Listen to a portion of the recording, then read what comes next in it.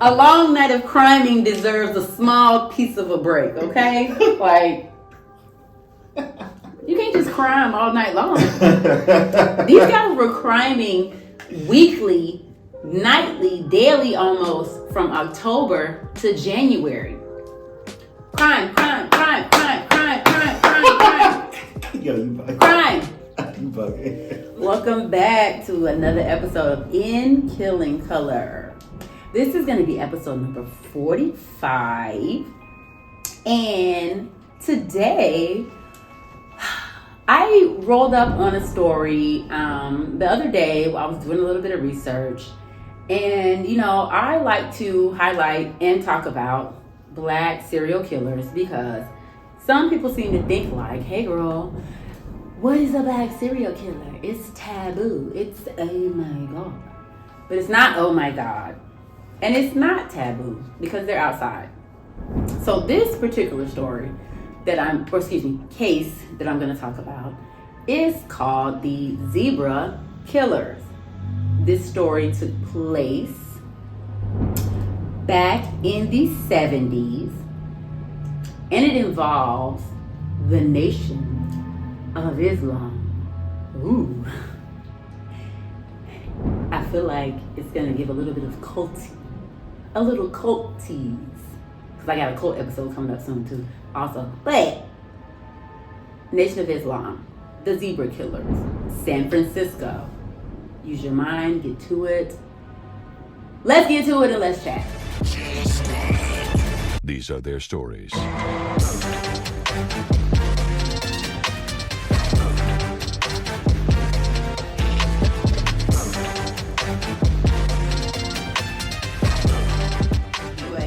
The Death Angels was a cult fringe group of the Nation of Islam that was devoted to murdering white people in the 70s. The cult did consist of members who were made to believe that white people were blue-eyed devils and grafted snakes. I don't know what a grafted snake is. Perhaps I'll look up a definition and it'll pop up somewhere.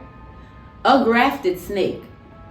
And they were a malevolent race that was created thousands of years ago by a Black leader and scientist whose intention was to create a race of weak people that he and his ancestors could rule thousands of years later. So I'm guessing by that they're saying that a Black man named Yakub, Y-A-K-U-B, created white people so that we could rule them over later in life. But what we've seen lately, baby, that's not happening. It's not happening. Wait. I'm about to say, talk about a plan that failed. It's giving and backfired. It's giving. We did not do plan A, backfire B, C, or D. It's A or that's it. That's it. That wasn't a good plan, fam. Baby, this wasn't it. So his doctrine, amongst other things, it caused splits and rifts within the Nation of Islam. Of course, our beloved, wonderful man, Malcolm X, he said, I don't fucking think so. He said no. While Louis Farrakhan said, well, baby, I think that shit is true. Mm-hmm.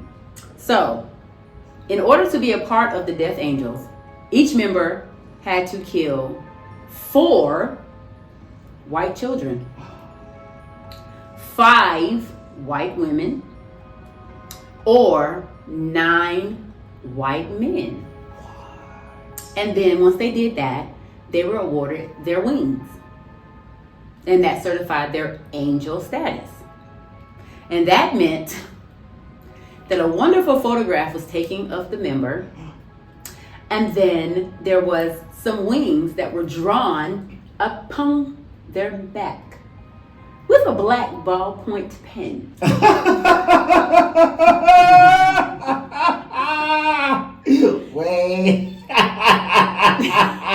Wait.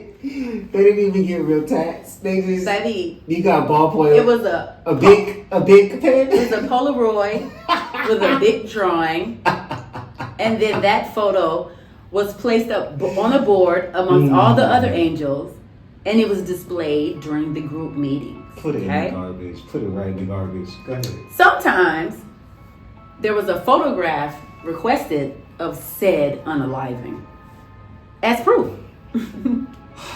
So okay. All right.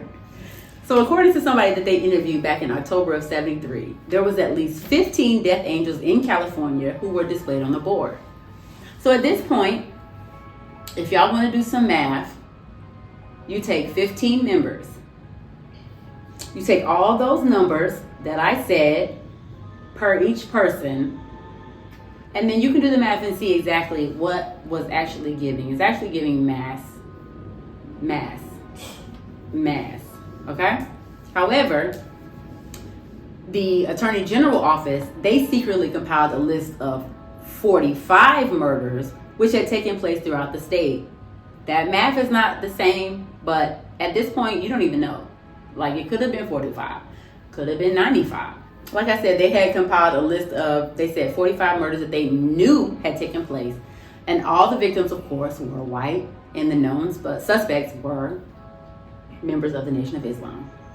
Either way, the Death Angels rose to prominence between 1973 and 74, specifically in the city of San Francisco.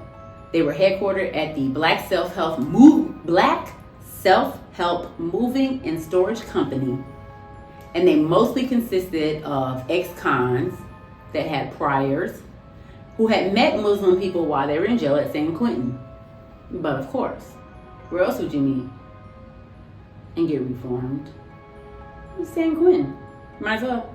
The Black Self Group was run by Thomas Manny, who was an angel.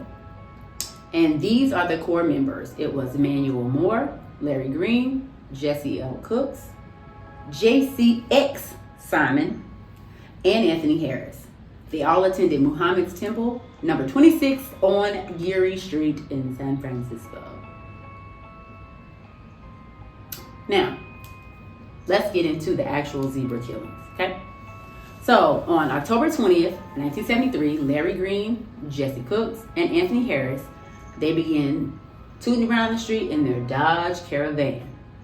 Of course, it had to be a Dodge Caravan. It couldn't have been like a Mazda MPV, but I don't think MPVs were out back in 73, right? So it was probably like that champagne-colored Caravan, you think? Oh, you know it was the champagne. The champagne Caravan with the champagne tan inside. Definitely. You know. Yeah, if it wasn't a Caravan, it would have been an Aerostar. Oh, a Dodge Aerostar. I think that was Ford. I think Ford did the Aerostar. Ford. But it was like it's the same thing. Aerostar. It's the same thing. Dodge Caravan, Mazda MPV. Crime vehicles, if you will. So, while they were tooting around the city looking for someone to earn their wings for, they stumbled upon a child named Frank Stewart. He was 15. His sister was with him. Her name was Marie. She was 12. And a friend named Michelle. I'm not going to butcher her last name, so I'm not going to say it. And she was 11. So Jesse and Anthony approached them and was like, hey, man, did a little shuck and jive to try to get them to like interact with them. But then Jesse grabbed Michelle by her arm. Okay. Luckily, Frank, which was the oldest one of the group, he was able to distract the other two long enough for him and the other girls to run in the other direction. And then that same night, so those guys nothing happened to those kids. Thank God, because they were kids. But later, I'm sorry, y'all. Later that night, there was a couple, Richard and Keita Hogg, H-A-U-G-E, Hogg. I like Hogg. Hogg. Let's go with Hogg. Hogg. They were 30 and 28. They were having a walk outside of their house on Chestnut Street. Now, the same three had been like, well, fuck them kids. We're not going to get them, so we're going to move on to something else. So they were driving around the neighborhood, still looking for something. They saw them. They pulled up, surrounded them, and forced them into the van at gunpoint. Then they tied them up. Harris punched Richard, and then Richard was like, I'm not putting my face down, and he just kept getting punched. So then Jesse robbed them, hit Richard with like a lug wrench, and then started feeling on Keita, right? Like a trifling ass motherfucker. Here you go. Rubbing on Keita, right? So then when Anthony started doing the same, Larry decided to pull his van over into a remote area, and then he took Keita out of the van, and then he hacked her in the throat with a machete. So we're not doing none of that extra shit. We getting right to the unaliving. Bop. Done. Okay. So then Richard, who was kind of like, oh my God, but then he like passed out from all the like getting beat up, everything, whatever. He was unconscious. He then got hit in the face with the machete. They pushed him out the van, left him for dead, right? Now, after Larry took out his Polaroid camera, because we did say the Polaroid camera was what took the picture for the angled wings. Mm-hmm. He took out a Polaroid camera and took pictures of the two, one unalive, one suspected unalive, and they took it off again to find some more people. Now, this whole time, Richard survived, but he was taken to the hospital or whatever, but Keita, she did not make it. That's crazy. Of course. So, here we go on 3 days later, on October 23rd. I'm gonna start saying their last names. So when I say Jesse, when I say Cooks, I'm talking about Jesse. So Cooks came back to the self-help center. He came to the help center, assaulted and raped a lady named Linda Inger, who was 27, on Waller Street. And then they said that he didn't kill her because rape was like the one thing that the death angels could not do. You know, we can unalive you, we can beat you up, we can shoot you, but what we're not going to do is take that without permission. Because we're gentlemen, feel me? Man, get out of here. Feel me? Y'all niggas is weird. Like, that's crazy. That's okay. Where's the logic? Make it make sense, fam. And he was scared that they was gonna kick him out because, you know, the Nation of Islam don't rape people. You know what I'm saying? Feel me? Let me get on the mic. That's what it. You know what I'm saying? Yeah. Okay. All right. All right. All right. So, 6 days later, on October 29th, Jesse shot Frances Rose, who was a 28-year-old student, repeatedly near her campus on the University of California Extension campus. He was caught immediately. He pled guilty to first-degree murder. He had legal assistance from the Nation of Islam, and he was in prison for life.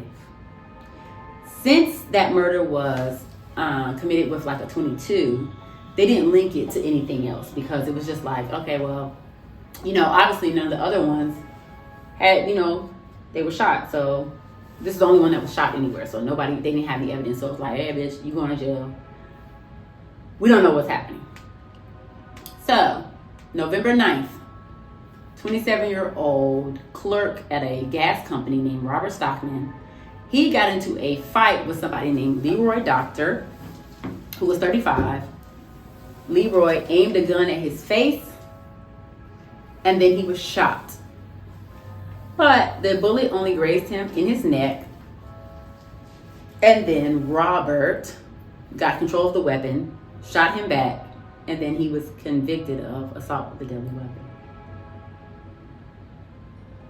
Now, Leroy was the death angel, and Robert was the victim. Leroy, perpetrator. Robert, victim. Now, Leroy was out on parole at the time for assault with a deadly weapon. So, of course you're going to jail, big dog. It was already hot. The black was already hot. Okay. Already hot. So it makes even less sense. Got it.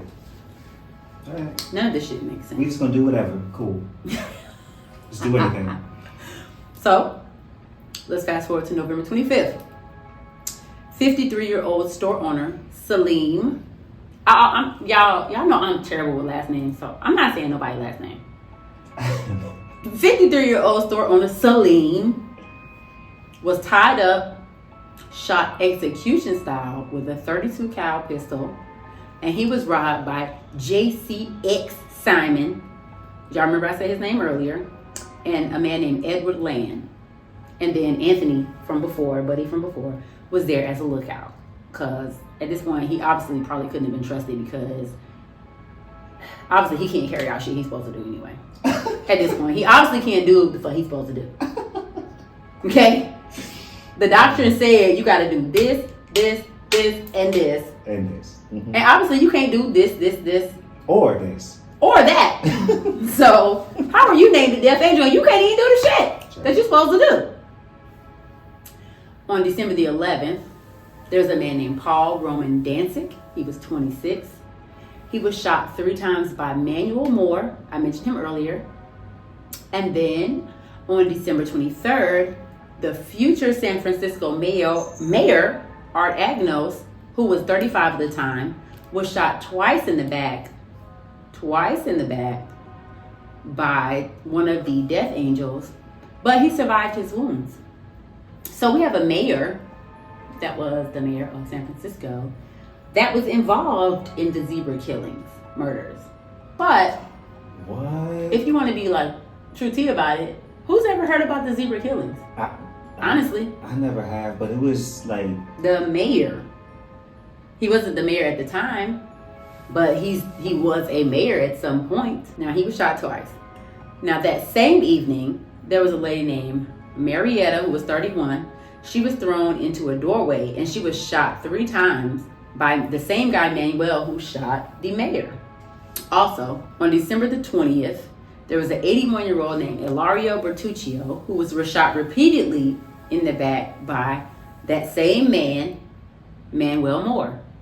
Now, so the 11th, he shot a man named Paul. That same night later, he shot Marietta. And then on the 20th, he shot Bertuccio. So that's 3. 2 white men, 1 white lady. He's well on his way. Shortly after that, there was a lady that was 20-year-old named Teresa DiMartini. She was shot 3 times by another person, but not that same guy, thank God. Now, on December 22nd, 2 other people were shot down by Anthony. So there's a lot of math, and I might just like math in the comments so you can get into it, because it's a lot of math. Like, it's a lot of back to back shootings, because they're trying to get in there. They're trying to get their numbers up so they can get their Polaroid with the ballpoint wings. They have to get the Polaroid with the ballpoint wings. Like, what's the point of doing anything if you don't have the Polaroid with the ballpoint wings? The Polaroid and the ballpoint wings are forever, darling. Butterflies. Ballpoint wings, okay? That's crazy.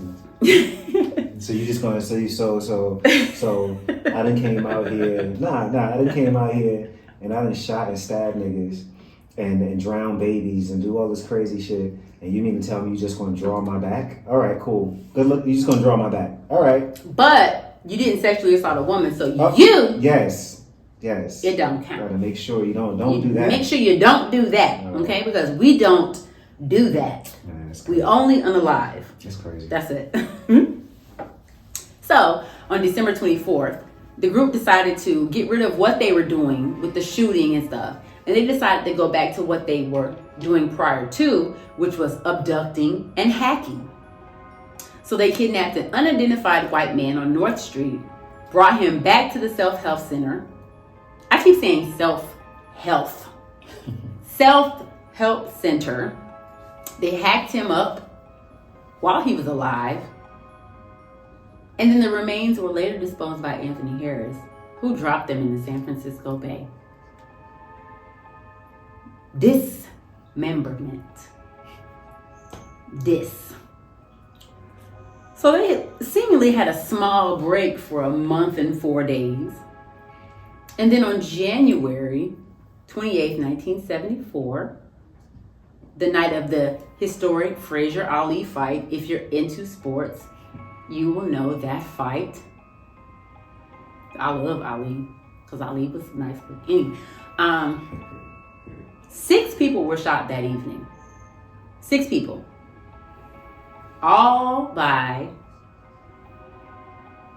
the Nation of Islam. Oh, I'm sorry. By the Death Angels. Wow. They were shot by the Death Angels. Right? But only one person of those 6 survived, and that was a 23-year-old named Roxanne McMillan. But she was left paralyzed from the waist down. She did not die, but the other 5 did. Okay. So we're gonna go from January, then we're gonna go to April the 1st of 74. So you gotta get a little break. You just can't be unaliving people at an alarming rate, like kill. As you said before, after a long night of criming. A long night of criming deserves a small piece of a break, okay? Like, you can't just crime all night long. These guys were criming weekly, nightly, daily almost from October to January. Crime. Yo, you bugging. Crime. You bugging. Like, just crime. Yeah. Like, girl, what? Y'all ain't had no. And then they had jobs. They had like regular jobs. These niggas was like mechanics and worked at auto parts stores. Like, they had regular 9-to-5 jobs, but as soon as you clock out and take off that little shirt with the badge, it's giving, I'm trying to get my wings, bitch. Man, go ahead and tell the story. You bugging. Now, I'm just gonna let y'all know. Y'all know that crime is not funny. It's not. People losing their lives is not funny. However, for me, the only way that I can continually talk about this and process it is to make a joke out of the people who did it. I do not make a mockery of those who lost their lives. Just a forewarning. But I will make a mockery of a criminal because I can. And nobody's gonna fight me. Okay?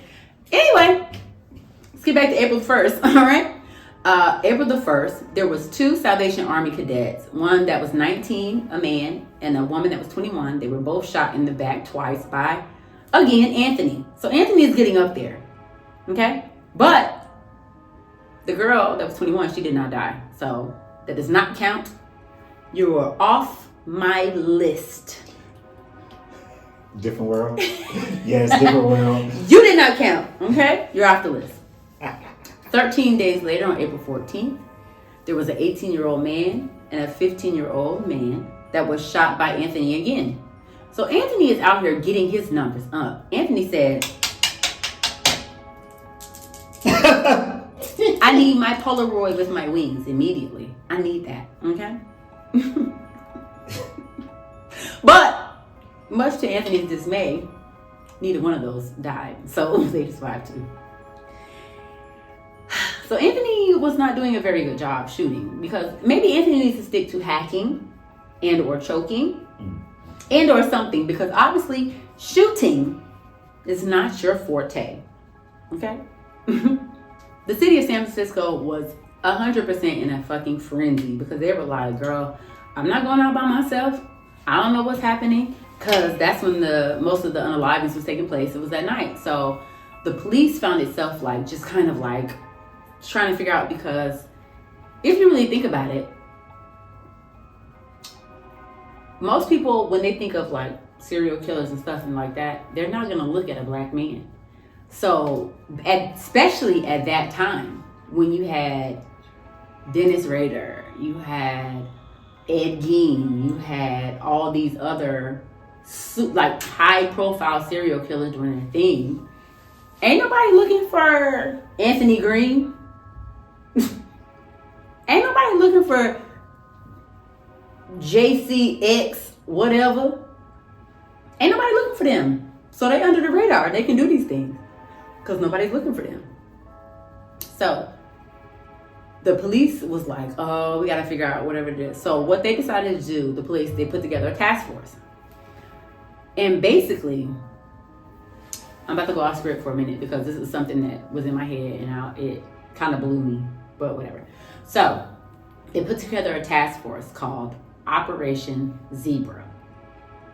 Okay? Now, there was 2 different accounts that I read when I was researching about what the zebra actually meant and stood for. So one account said the zebra stood for possibly black on white killings. The other zebra stood for when they told the information across the frequency of the radio and the police radio, it was on channel Z. So they said zebra. To me, it's giving, shut the fuck up, it wasn't channel Z. It wasn't channel Z. It's giving jungle fever is what you're saying. To me. Might not everybody, but to me, what the fuck ever, I don't care. That's what I thought. So, the San Francisco police were literally going off of a description for some of the ones who survived. And this was the description.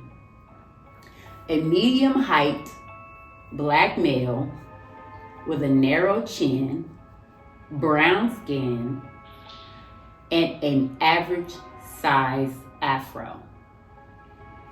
That was almost me, child. Child, that was me 6 months ago. That was me. Besides the man part. Somebody else. But that was a description that the police had from everybody that, because when you see these pictures, I'm posting pictures, I'm showing you the pictures. Everybody looked. They all kind of fit that description. Not all of them. Of the main 5 that I've talked about, 2 of them fit that description. The other 2 were brown skin, bald fade, not the same. But back then to law enforcement and white people, it was all the same. So in the city of San Francisco, everybody that fit that description and the police saw, they were pulling over. They were searching. They were handcuffing. They were pulling them to the side. Once they did their background check, did whatever they had to do, they literally, this is the part that fucking blew the shit out of me. They gave them a motherfucking card that said, basically, I am cleared for Operation Zebra. Meaning, if I get searched again by a cop, I must present this card to know that I have been cleared. So it's giving, here's my COVID vaccination card. I literally thought the same thing. Here's my COVID card. I don't have it. Even though I look like everybody else that has it, I don't have it. Please don't arrest me. Now, of course, the NAACP, everybody was like, what the motherfucker? Mad. Lawsuit. However, they didn't stop doing it. Anyway, they took the COVID card and did not get pulled over anymore or whatever they were going to do. So, at some point, there was a $300,000 reward offered for exchange for information who were the killers. And then on April 22nd, 1974, Anthony, remember Anthony Harris, the one I talked about that was shooting up, killing up everybody, or the lack of killing everybody? Anthony recognized himself in one of the composite sketches. He called the task force and told on himself. But then he said, I'll give you everyone else for the immunity and the reward money. He thought he was getting paid.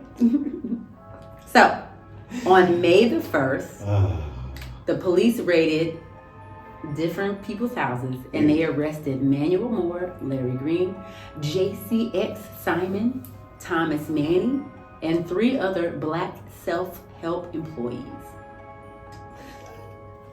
Now, Manny and the other extra ones, they were released for lack of evidence, but everybody else was charged with conspiracy to commit first-degree murder, actual first-degree murder, and assault with a deadly weapon. Now, who is JCX? Hold on. It's too many people. I'm just so Larry. I'm bugging. Larry and Jesse Cooks, they were already in jail for murdering somebody early on. Just got some more stuff added onto their case because they murdered somebody else too. And they got caught doing that. And then, can you imagine? Just hey, boo, you got a meeting. Hey, as your lawyer, I just would like you to know you got clocked again. No, it's not even that you got clocked. It's okay. So your homeboy, your accomplice, told on y'all. Why? Because he thought he was gonna get reward by for turning himself in. Anthony said, I need that coin and I need to get out of town. Okay? They're not gonna pay you after you kill somebody. No. And say, I did it. That's not how that works. Oh, come on, man. So here's Anthony. Anthony, who initially denied any killing of the victims, he eventually admitted to killing somebody that I did not speak about. It was a person named John Bambick under pressure via the other. So he says he was forced to kill somebody else. Regardless, there was lots of other evidence that everybody else had against the group. There was a gun that was recovered by some kids really close to one of the crime scenes. Some of the bullets. Long story short, blah, blah, blah, blah, blah. Ballistics, guns, blah, blah, blah. Went back to a guy named Thomas, and Thomas was clocked, who was also clocked being one of the death angels. Okay? Now, this trial, at the time, which when I did the research, the last research or anything that anybody talked about was around 2021. That trial, as of 2021, was the longest trial in American history. It began on March the 3rd, 1975, and ended on March the 9th, 1976. All guilty verdicts for everybody, despite the attempts of the defense to discredit Anthony, as a witness. So Moore, Green, Cooks, and Simon were all sentenced to a life in prison. And then guess what? Let me sip my wine and tell you. Guess what? Wait. What happened? Anthony was given a new identity to start a life with his family out of the state. So Anthony got away with all the shit he did because he told. No, did they actually pay him too? Because I was over here laughing at homie. He might have did the right thing. He got paid. Are you serious? He got paid.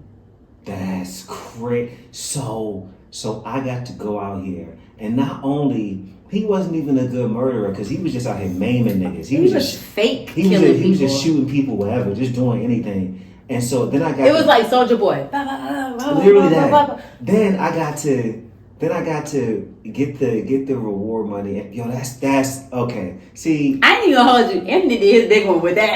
That's what I'm saying. I was laughing at Anthony, but he might have did the right thing. I mean, Anthony that's did crazy. his big one. He sat out there like Anthony wasn't for the white folk. He got to murder multiple white folk, shoot multiple white folk, told on his homies, got off, got his family, got out of Dodge, got in witness protection, and got the coin. I hate it here. Anthony said, I got the motherfucking recipe, bitch. I got clocked. I'm telling on all you hoes. Damn. I ain't mad at it, Anthony. You gotta do what you gotta do, baby. Self-preservation, baby. That's the thing. But what if he out here with his new identity, like, still, I don't know, baby. See, the plot thickens. I don't know. JCX Simon was found dead from unknown causes in his jail at San Quentin. Okay. In 2017, Manuel Moore, the one who was doing a lot that one day, he died at the healthcare facility in Stockton. He was 75. So he lived a life in jail. He died in the hospital. Not in Gen Pop. Not in Ad Seg. What is this? I'm dying because it's getting very much like elite, okay? Like, bro, he didn't die. Gen Pop, Ad Seg. He died in the hospital. It's the unhealthy, okay? And what's the last one name? Who was green? Larry. As of 2021, Larry, he's still clocked. He's still in jail. And the last person, which was Jesse Lee Cooks, he died on June the 30th of 2021. So these men went in jail quite a fucking long time ago. And they actually did a lot of time. But my let me just pull in for a clock.